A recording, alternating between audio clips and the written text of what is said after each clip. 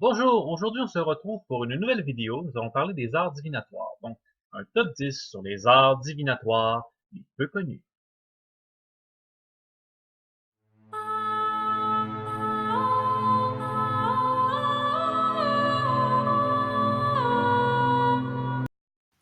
La chiléomancie. Donc cet art nous vient de Chine. Elle est vieille de plusieurs milliers d'années. Cet art consistait à manipuler plusieurs baguettes faites d'une plante qui s'appelle l'achille millefeuille. Donc il coupait des tiges de cette plante-là pour en faire des baguettes de même taille qui, qui disposaient de manière aléatoire afin de pouvoir répondre à des questions précises. Donc c'était une interprétation due à la disposition de ces baguettes d'Achille.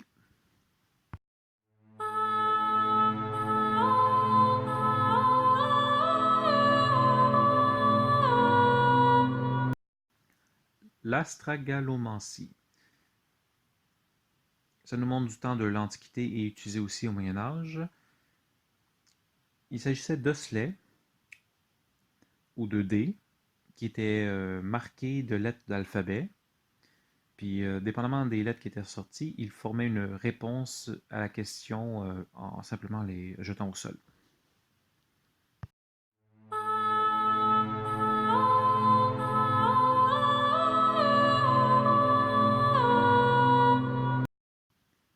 Capnomancie.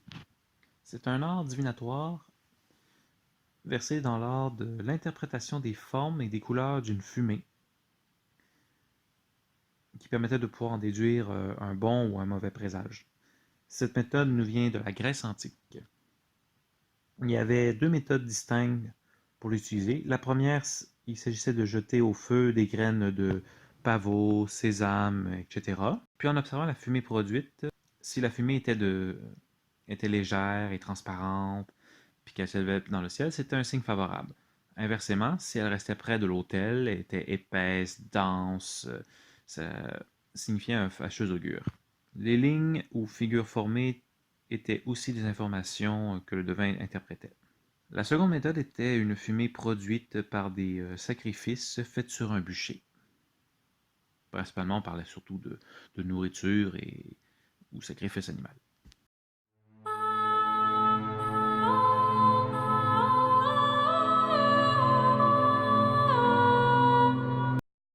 La gémomancie. Bon, il s'agit d'une art divinatoire qui fonctionne à l'aide de pierres. Donc, on utilise pour ça différentes pierres précieuses que l'on met dans une bourse. On ne parle pas de diamants, tout ça, mais on parle plus de pierres comme des agates, améthystes, etc. Donc, comment ça fonctionne? On est disposé dans une bourse. La personne qui fait la séance les retire de la bourse et les dispose sur la table ou par terre. Puis par rapport à quel type de pierre qui est retiré, elle donnera des informations sur le futur de la personne et son état actuel. Comme par exemple, un agate rouge représente la santé et la longévité. Un agate bleu lasse, c'est un besoin de guérison.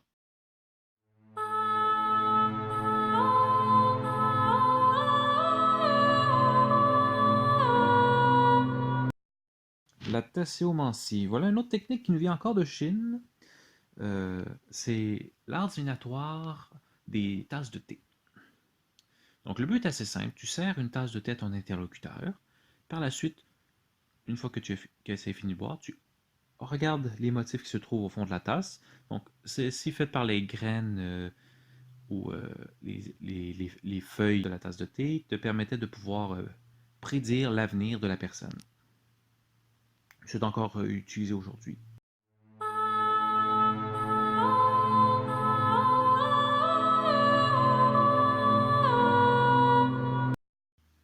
L'hydromancie.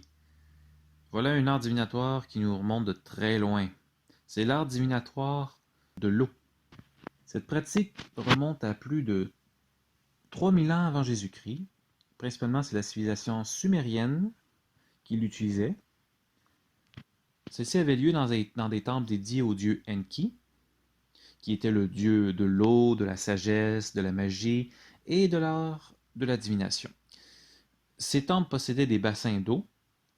Les prêtres y versaient des gouttes d'huile, puis examinaient les mouvements d'ondulation de l'eau pour prédire l'avenir. Aussi simple que ça.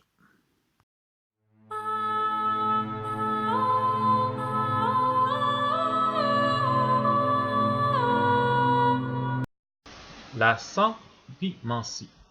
C'est l'art divinatoire par le sang.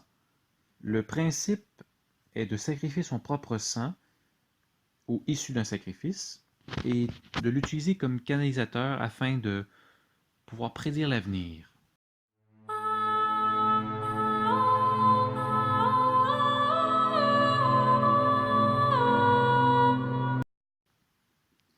L'hépatoscopie. Il s'agit d'une art divinatoire de lire dans les entrailles d'un animal sacrifié. Très répandu dans le temps de l'Antiquité, ils utilisaient principalement le foie, les intestins, puis ils avaient même des tablettes faites d'argile qui représentaient ces organes en question pour interpréter ces signes.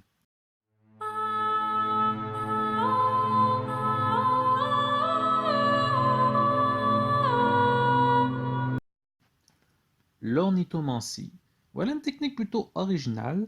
Il s'agit encore une fois d'une autre technique qui nous vient de l'Antiquité, qui est surtout utilisée dans le temps de la Grèce, du temps des Romains.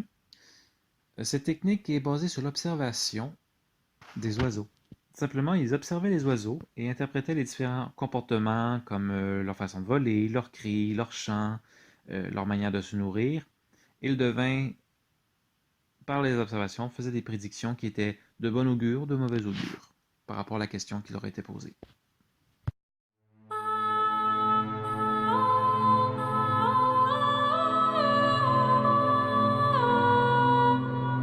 La pyromancie. La pyromancie est une pratique divinatoire qui s'appuie sur l'aspect des flammes, des feux, ce qui permettait alors aux devins de lire l'avenir. C'était très répandu dans l'époque mycénienne. Donc ça date de loin. Voilà ce qui conclut ce top. J'espère que vous avez apprécié la vidéo. On se revoit pour une prochaine vidéo, une autre fois sur un autre sujet. Bonne soirée à vous.